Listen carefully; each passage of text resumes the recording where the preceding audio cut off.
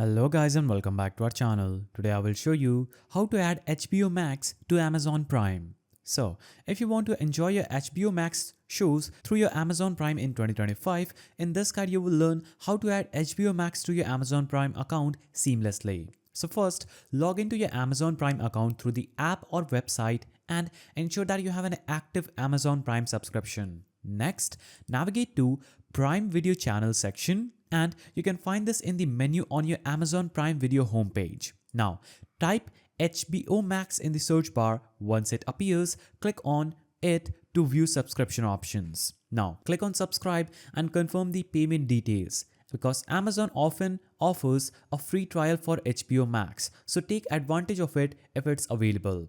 Once subscribed, HBO Max content will be directly available under your Prime Video channels and simply click there and enjoy your favorite shows and movies. So adding HBO Max to your Amazon Prime is that simple. Let me know if this guide helped and don't forget to like, subscribe and share for more tutorials. See you in the next one.